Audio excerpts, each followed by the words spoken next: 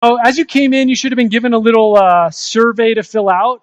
Hopefully, you were able to fill it out as you sort of drifted in and have been kind of hanging out. If you haven't, take a second right now and just jot your answers. This isn't something, you're not going to be quizzed on it later.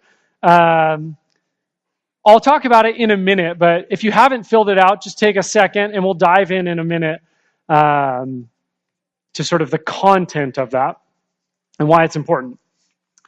Now, if you're, while you do that, I'll do a quick sort of overview. If you're surprised, like maybe you came last week and you're like, so cultural conversations, huh? Like Marie Kondo, that's interesting.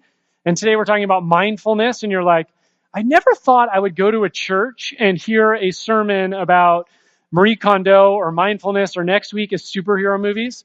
And you're thinking, what is going on here? So one of our convictions is that Jesus has a word for us in our cultural moment here in the peninsula, in the United States of America, and that these things, Marie Kondo, mindfulness, superhero movies, keto, whatever, that those are all windows into our cultural moment. And they can actually be ways that Jesus speaks into what is actually going on in our everyday life, and that we shouldn't actually divorce all the things that are happening outside in the culture around us from our following of Jesus in everyday life. And in fact, if you are a follower of Jesus, there are going to be opportunities. There are going to be points in the day when you show up at work, or you show up at a play date, or you show up at a coffee shop, and the person you're meeting with is going to be talking about one of these things. Should we not be the kind of people that can also add something in? Jesus invites us to be his witnesses in the world. Part of that is having a sense of what would God have to say about things that maybe we wouldn't cover every Sunday morning. Now, if you hate this idea of these cultural conversations, don't worry. We just have 2 more after this, and then we'll get back into John. If you love it, we're going to do it all year. No, just kidding.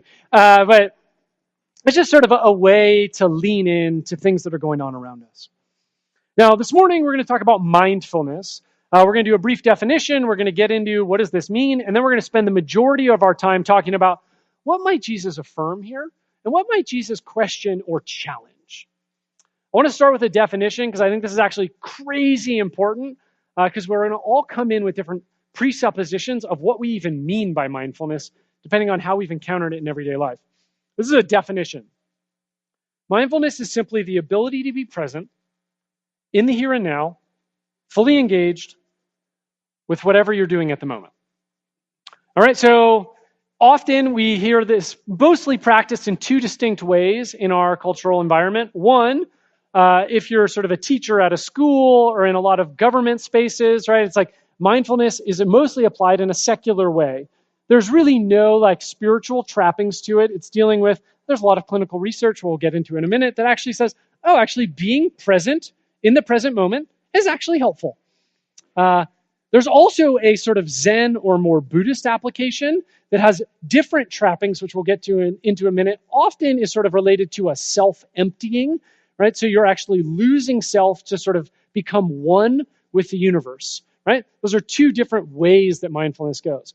Defined, though, those are like applications of mindfulness. Mindfulness in itself is simply being present. Make sense? All right, so there's a lot of reasons for its popularity. One is there's tons of studies. If you go on University of Pennsylvania, Mayo Clinic, wherever, they'll say mindfulness has been studied and shown to reduce stress, anxiety, pain, depression, insomnia, and high blood pressure. Not a bad resume. Also, there's all brain scans that have been done on the brain with people that are practicing mindfulness, and what they watch is the gray matter in your brain helps control emotional regulation, and it helps control problem solving. Gray matter in your brain increases with regular practice of being present. Also, what they show, these brain scans, is that the amygdala, which controls how we experience stress, fear, and anxiety, decreases in size with regular practice of mindfulness, being present. Right? So what you see, gray matter increase, amygdala decrease, we're all happy and having fun. Now, it's because of these studies that places like Google, right, they actually have whole curriculums set up for their staff. They call it this, the Search Inside Yourself curriculum. This is their application of mindfulness. General Mills, in every one of its buildings in its main campus in Minneapolis, has a mindfulness room. And the question is, why? Right? Why is mindfulness like taking our culture by storm? It's everywhere. Why is that? Because on a deep level, I think as we lean into our cultural moment, what we see is there's a profound amount of anxiety in our culture. There's a profound sense of stress and hurry below the surface. And our cultural response is to say, all right, what do we do with this? So mindfulness pops up almost everywhere. Now, the question we want to ask today is, imagine there's like a panel. You have a secular humanist, you have a Zen Buddhist, you have an anxious mom, maybe you have someone who's struggling with depression. They're on a panel. The person who's facilitating the conversation goes around and is like, okay, so what do you think's helpful about mindfulness? Right? And they each get the mic, and then the mic shows up in Jesus' hands. What does he say? I think there's two things in particular I think Jesus would start with. And obviously, if he was here, I'd let him, give him the mic. But instead, you have me. So what would he say? I think two things he'd start with. The first is, I think, a word about hurry in our culture and its connection to the spiritual life. And the second one, I think, is a worry about training and the need for us. But let's start with hurry. A few weeks ago, I read a book, and in it, there's John Ortberg was telling this story. John Ortberg is a teacher, a preacher, and a writer. He was living in Chicago at the time. This was a number of years ago when he had little kids running about his house. And he was calling a spiritual mentor of his named Dallas Willard, who was the head of USC's philosophy department and a wise follower of Jesus. He's calling him from Chicago. His life's a mess. He's juggling all kinds of things, which I think maybe we can relate to, If we had a wise spiritual friend, we might call them too. And he gets on the phone with Dallas, and he's like, all right, Dallas, I need help. I want to follow Jesus. I want to live a healthy life. What do I do? Dallas Willard's known for these like long pauses. And it's like this pause. And John's sitting on the phone like, oh, what is going to happen? Right, And this is what Dallas says to him.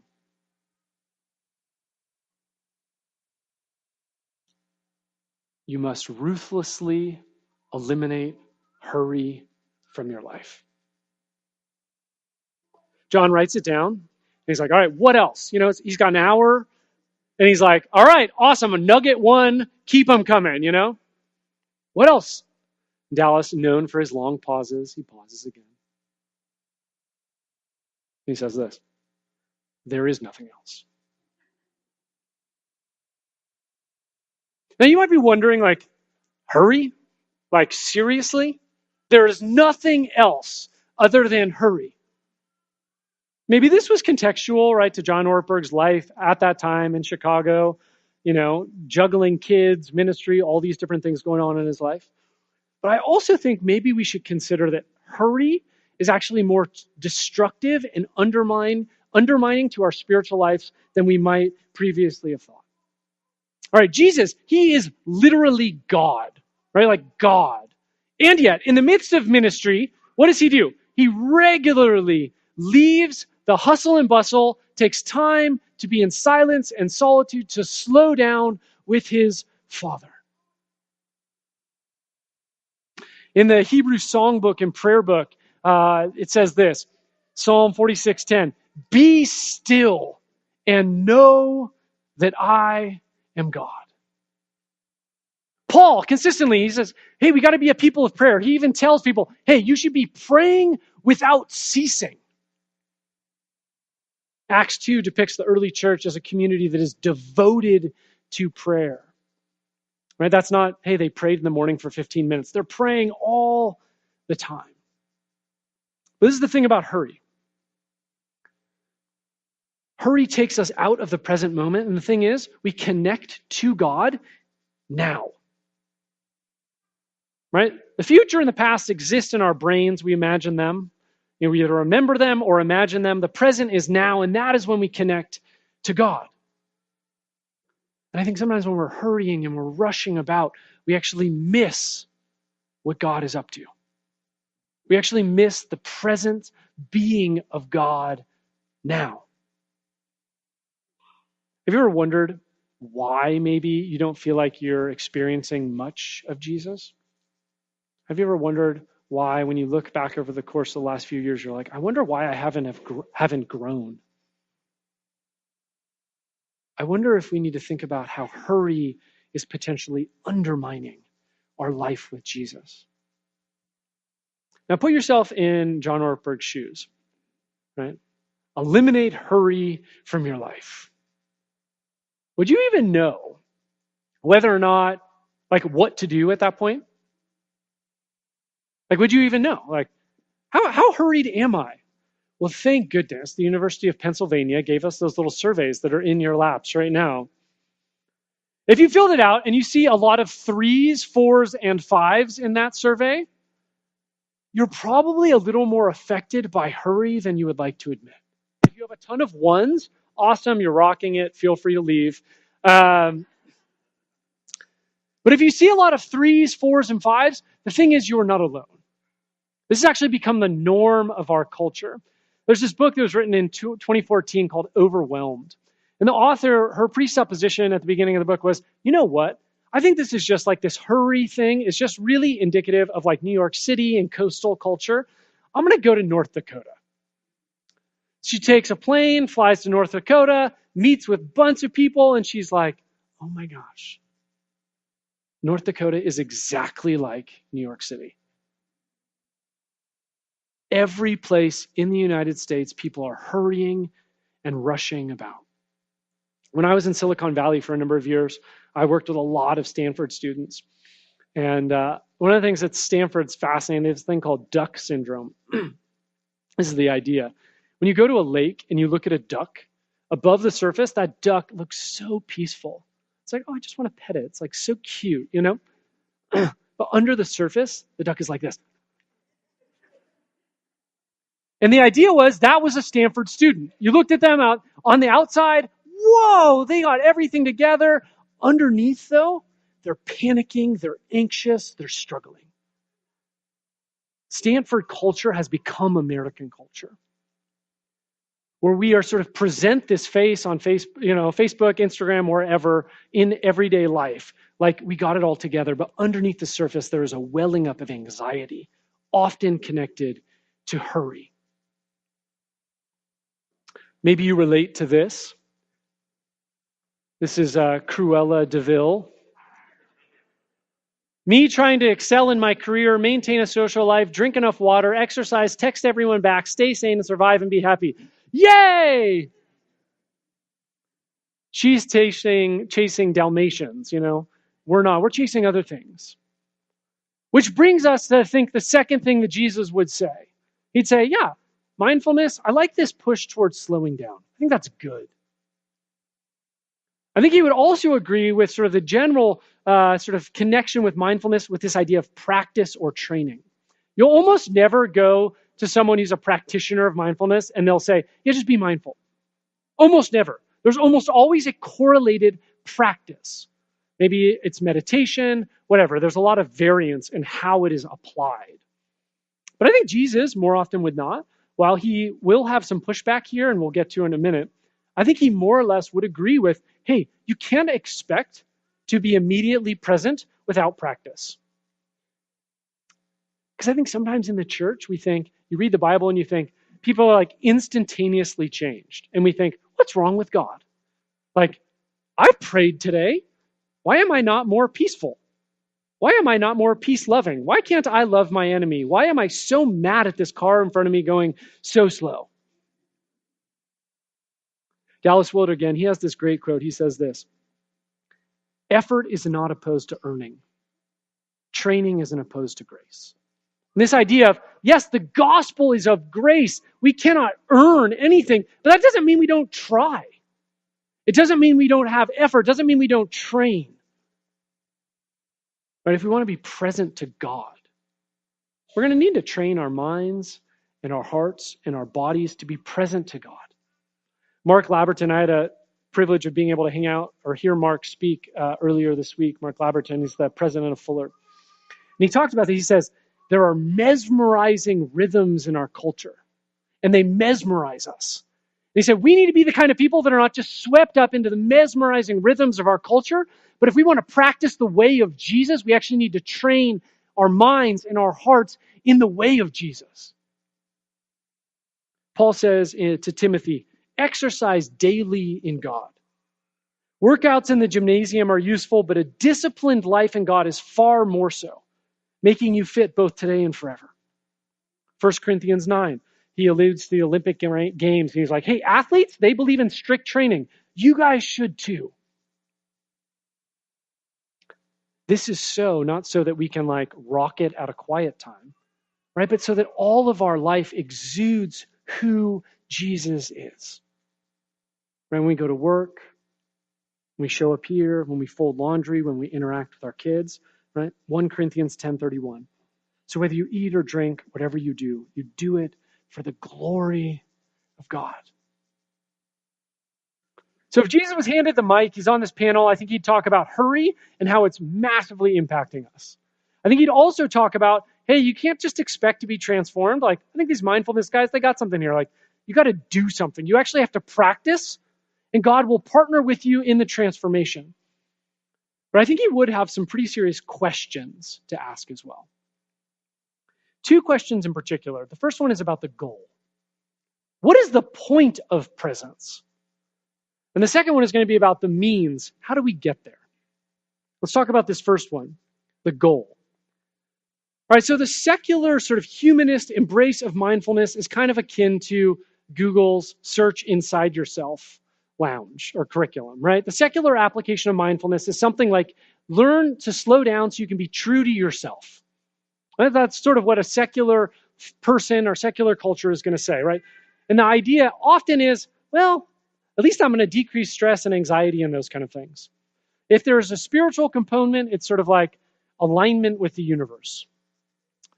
In more of a Zen Buddhist perspective, it's going to be more towards self-emptying, right? So the Zen application of this is a little more like I'm going to empty myself and then have sort of oneness with the universe, right? That's how a Zen application is going to work. Both of those are primarily about what is happening right now in the here and now. They have nothing to do with participation in an eternal kingdom. And this is where I think Jesus is really going to question the goal.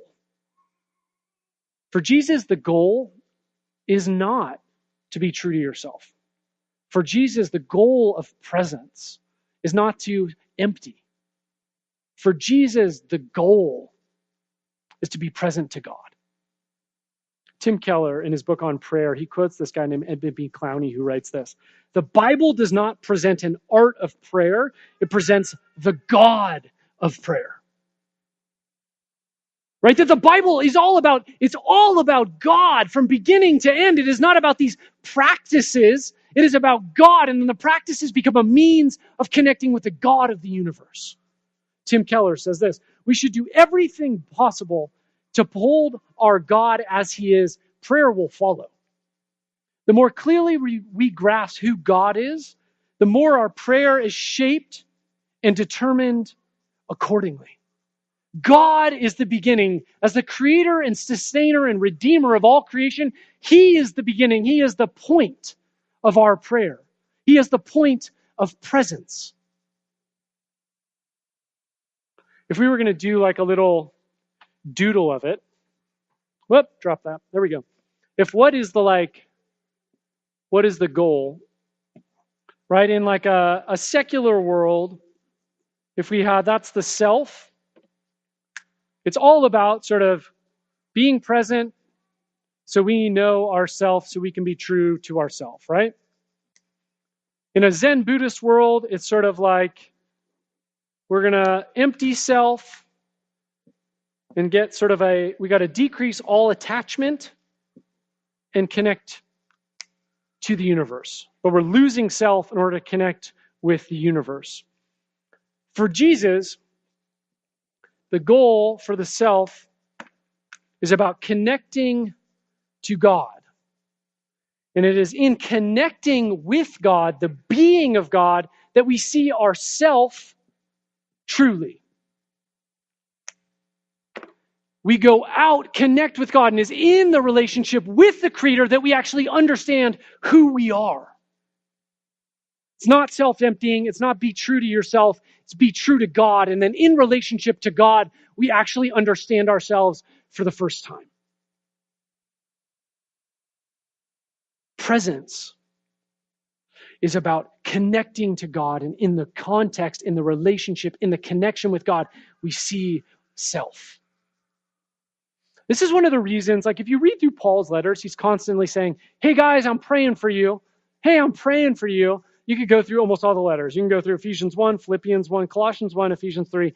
Every time, Paul's like, hey, I'm praying for you guys. They're being persecuted. Their lives, they have illnesses just like we do, right? They're struggling just like we are.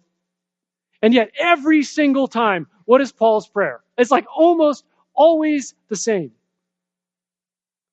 Ephesians 1:17 captures it. I keep asking that you may know him better. It is all about, for God, for Paul, all about us knowing and connecting with God. That is the point of presence. That is the point of slowing down. Stress reduction, anxiety reduction, those are byproducts of connecting with the God of the universe, who then slows us down into our creaturely selves, and we settle into his sovereignty and his love.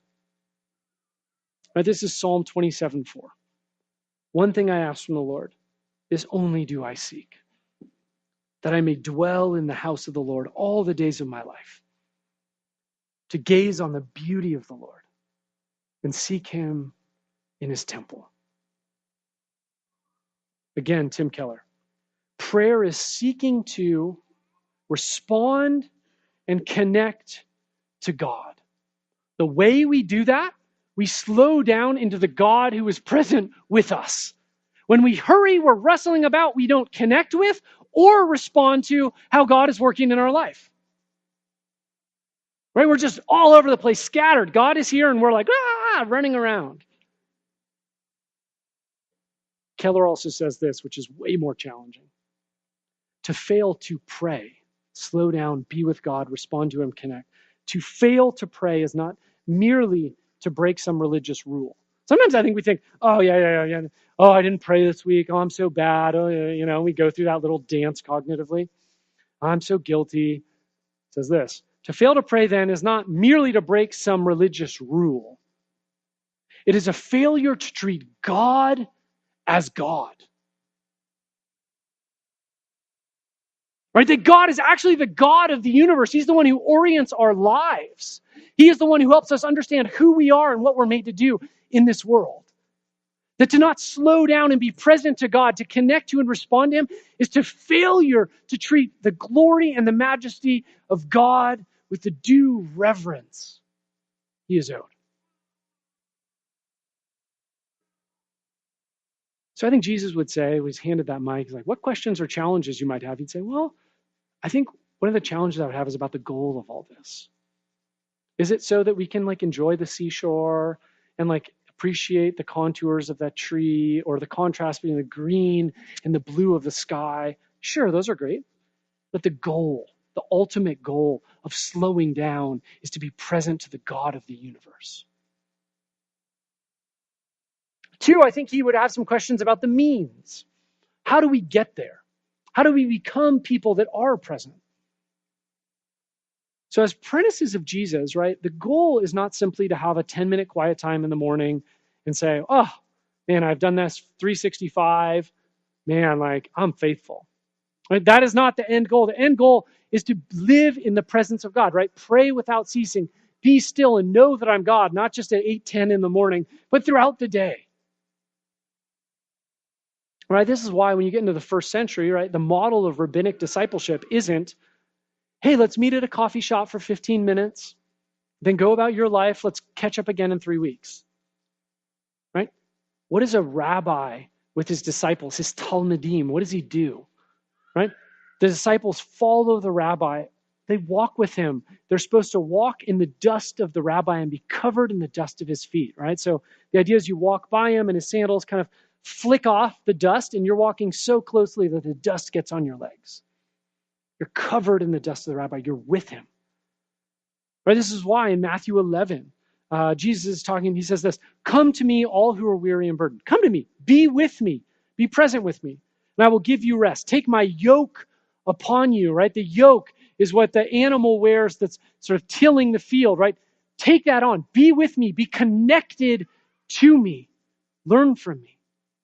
For I am gentle and humble in heart, and you will find rest for your souls. For my yoke is easy and my burden is light. There's this connectedness. Eugene Peterson in The Message captures it this way. Walk with me. Work with me. Watch how I do it. Connection, togetherness.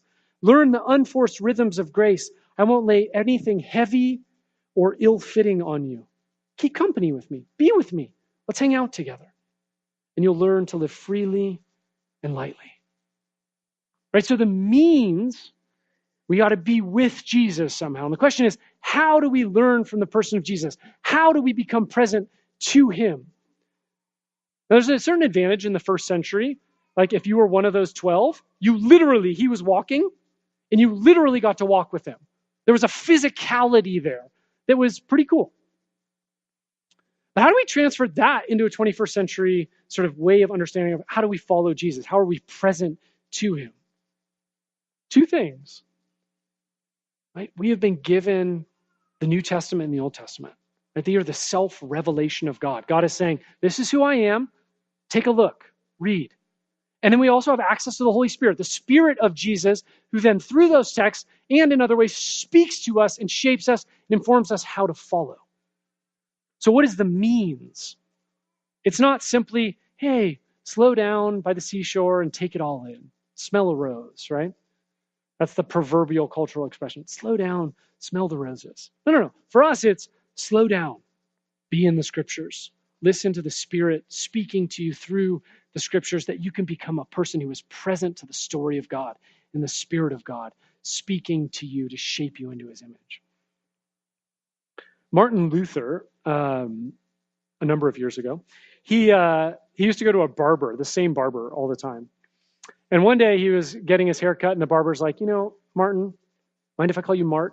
He was like, hey, can you teach me how to pray? And Martin Luther, being the academic and the theologian he is and the writer, he's like, you know what? Give me a minute. Let me think about it. And he wrote him a letter.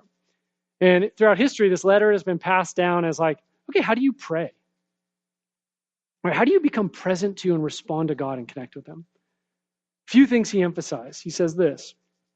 1, habit is a prayer formed through regular practice. Prayer is a habit formed through regular practice. It requires training. 2, he says, Barber, let's call him Frank.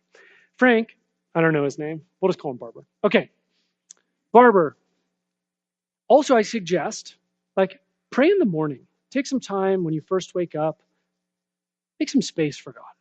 And then I suggest when you go to bed, make a little more space for God. And he says, during these little spaces, he says, you know what I'd suggest? Take out the Bible. Be present to the scriptures. God has disclosed his heart and his life through these texts. Slow down in them.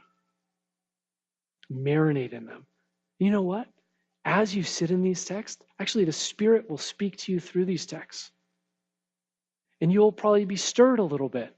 Ooh, my life is really out of alignment with this. Or God, I didn't think you were that way. And then, a conversation starts.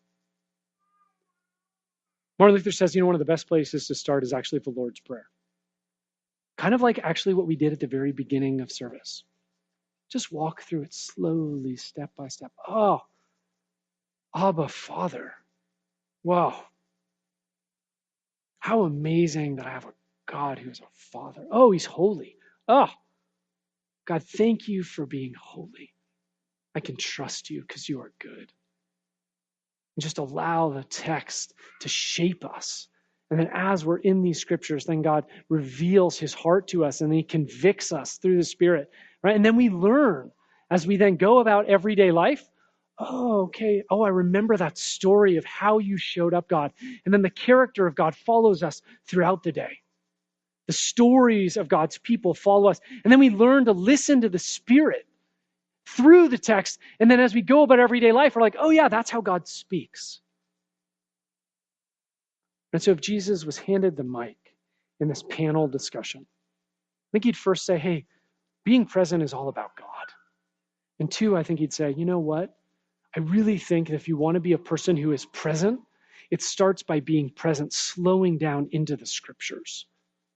And as you're slowing down in the scriptures, listening to the speaking voice of the Spirit.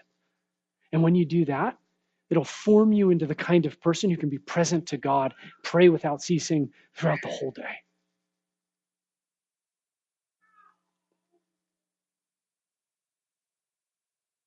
Again, Mark Laberton, over this week, one of his talks, he said this, really struck me. He said this: what we have to offer the world is rootedness in reality. God is the ultimate reality, right? God is what is most true in the world. When we become a hurried, disconnected people, a people that are disconnected from God, disconnected from the scriptures, disconnected from the Spirit, because we're just running about like Cruella de Vil chasing the Dalmatians, we lose touch with reality and we lose touch with what we most profoundly have to offer the world. A rootedness in the being and presence and goodness of God.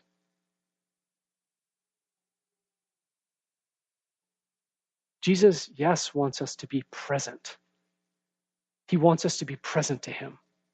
He wants us to be present to the scriptures. He wants us to be present to the Spirit, speaking to the scriptures, so that we can be a people that are rooted in the reality of who God is, who we are, and then we can be his living billboards in the world.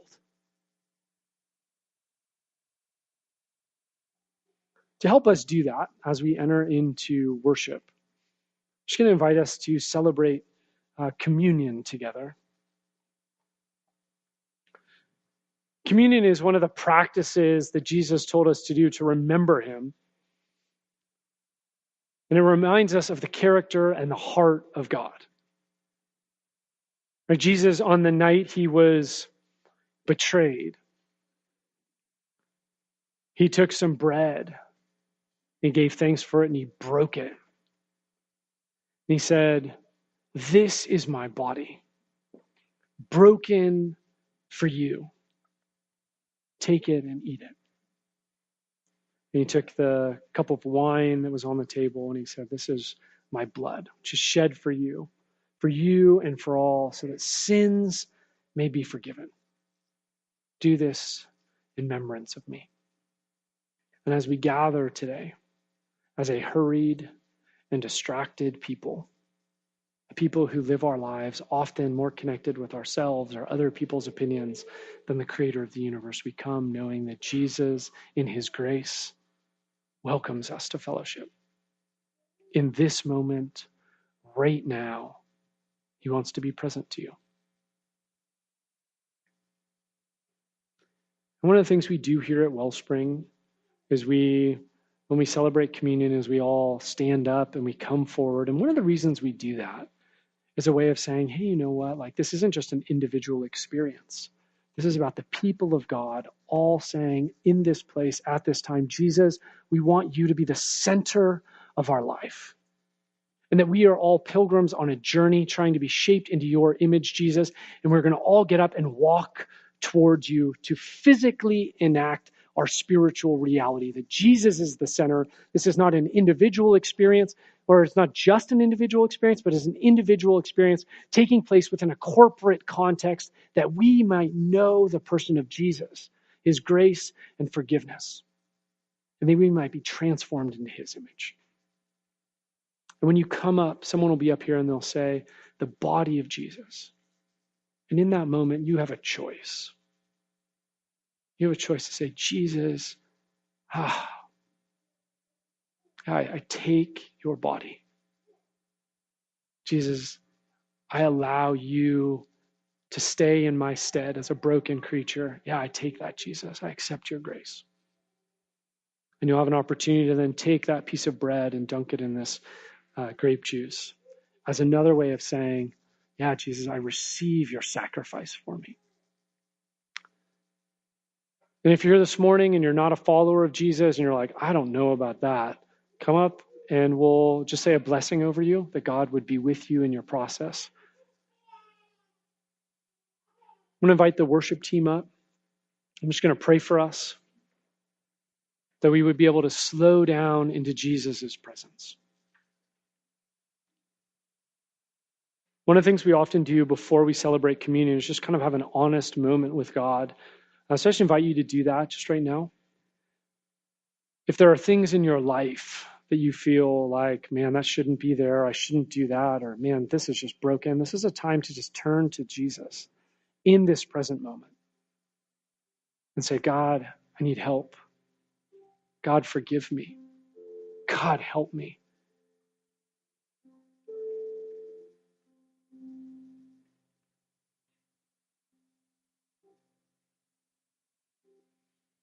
Jesus, we invite you into this place, into this sacred moment.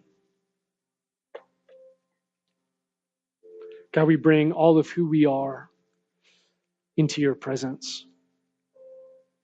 We ask that you would draw near to us. We ask that you would help us, God, as our minds race towards the checklist and all the things to do today. God, you would help us center into your presence right now. Your Holy Spirit is in this place. God, you are here. God, help us to see you. Help us to hear your voice. Help us to sense and discern your presence.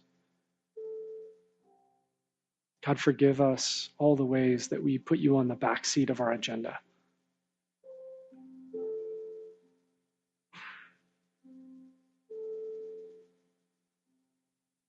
Jesus, we ask that as we celebrate communion together, that you would move, you would speak, you would come. Reveal your glory to us that we may know ourselves in the light of your presence.